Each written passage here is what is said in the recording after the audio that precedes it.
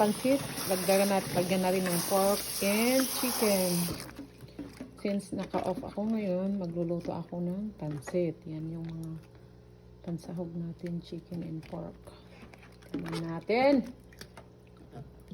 Sarapan natin para may pagkain tayo ng mga ilang araw din.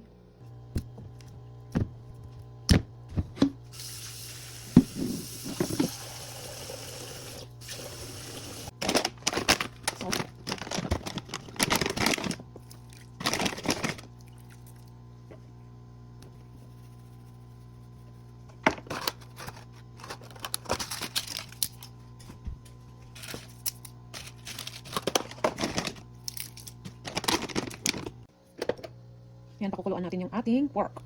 Tapos slice natin. Yan yung pansasahog natin. Igigisa natin, pansahog natin sa ating pansit bihon, okay? Magluto tayo ngayon ng pansit. Eto, meron tayo, maglagay tayo ng celery. O, diba, napaka-fresh ng celery nila. And of course, meron tayong baby carrots. Pansahog natin sa ating pansit. And repolyo, cabbage. Diba? Fresh. Tanggalin mo yung old na cover ng ating repolyo. Oh, okay, yan. Ang ating cabbage. Mabigat, fresh na fresh. So, magpansahog ko sa ating pansit. Kumukulo na yung ating pork na ikasahog natin. 3 lang siguro na celery. Daming celery na yan. Oh. Kasi mura lang din ang celery dito. Affordable price. So, balik sa fridge. So, ito yung mga ilang piraso din yan. 4 pieces ng celery yung pansahog natin sa ating pansit.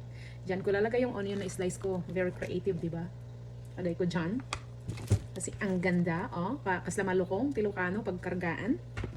Yan for today. Pakita ko sa inyo yung pork na niluluto ko kanina. Sinalang ko lang. Wait.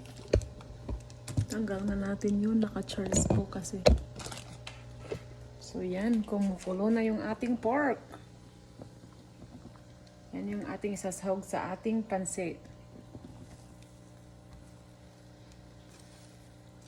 Gusto ko lang siyang i-boil para lumambot siya. Tapos, i-slice ko siya pang gigisa, pansahog sa ating pansit.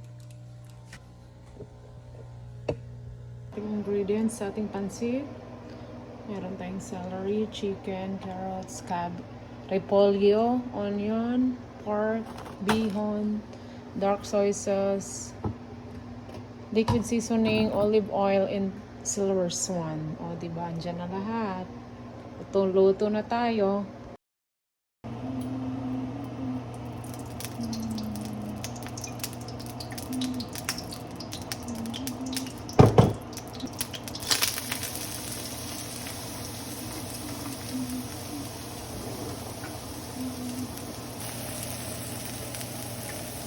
Celery.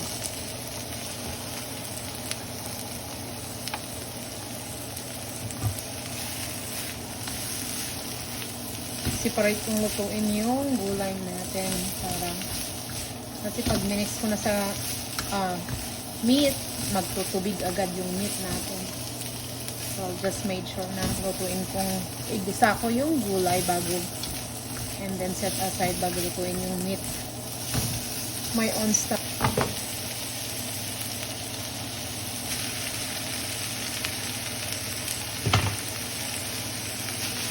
Repolyo, cabbage, celery, cabbage, onion, carrots,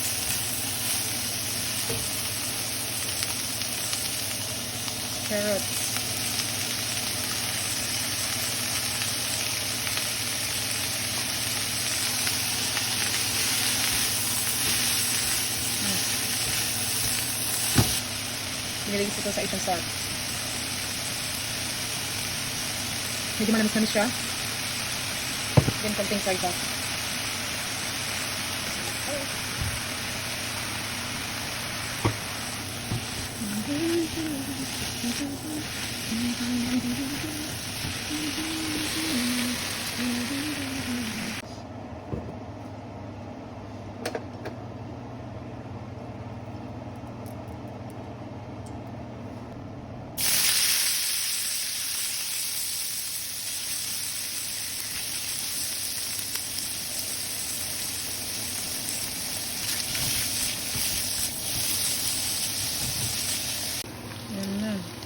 Yung pork na slice ko, nagmantika na.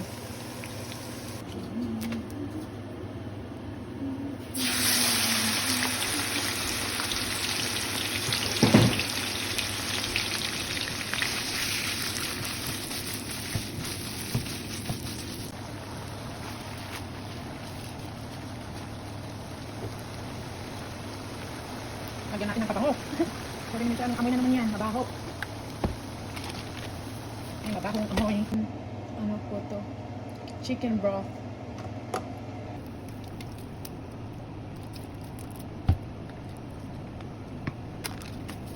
Kunting bitin. Oh, okay lang.